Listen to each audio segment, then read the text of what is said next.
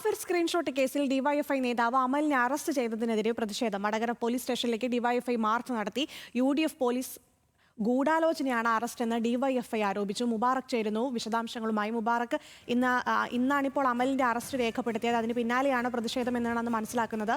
അവിടെ സംഘർഷ സാധ്യത ഇപ്പോഴും നിലനിൽക്കുന്നുണ്ടോ? അഖില, ഈ പുതിയ സർക്കാർ അധികാരത്തിൽ എത്തിയതിന് പിന്നാലെ ഈ പുനരന്വേഷണം ആരംഭിച്ചതാണ് കാഫിർ സ്ക്രീൻഷോട്ട് കേസ്. അതിൽ ഇപ്പോൾ രണ്ടാമത്തെ ഒരു അറസ്റ്റാണ് ഇന്നുണ്ടായത് എന്നുള്ളതാണ്. ഈ CPIM-ന്റെ കരിമ്പനപ്പാലം കണ്ണംകുഴി വെസ്റ്റ് ബ്രാഞ്ച് അംഗവും അതുപോലെ തന്നെ ഡിവൈഎഫ്ഐയുടെ വടകര ടൗൺ മേഖല കമ്മിറ്റി അംഗവുമായിട്ടുള്ള അമൽ ആറിനെയാണ് ഇന്നിപ്പോൾ അറസ്റ്റ് ചെയ്തത്.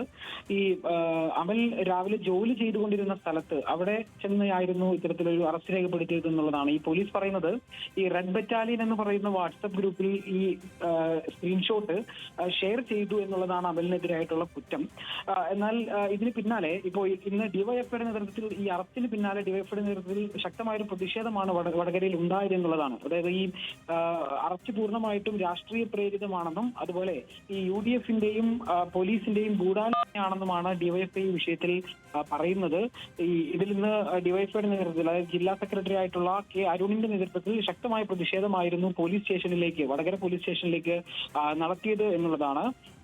ഈ അതേസമയം തന്നെ നമ്മൾ നിയമപരമായിട്ട്, അതായത് ഇതിന്റെ വലിയൊരു തിരിച്ചടി പോലീസിന് നേരിടേണ്ടി വന്നത് എന്തെന്നാൽ ഇന്ന് അറസ്റ്റ് ചെയ്തതിനു ശേഷം ഈ വടകര കോടതിയിൽ അമലിനെ ഹാജരാക്കിയിരുന്നു.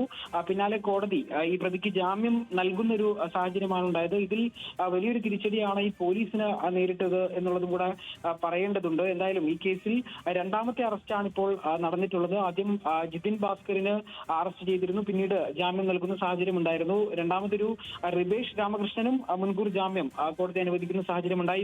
ഈ വിഷയത്തിൽ മൂന്നാമത്തെ ജാമ്യമാണ് ഇന്ന് അറസ്റ്റ് ചെയ്യപ്പെട്ട അമലിനും ലഭിച്ചിരിക്കുന്നത്. അഖില, മുബാറക്കാണ് കോഴിക്കോട് നിന്ന് വിശദാംശങ്ങൾ നൽകിയത്.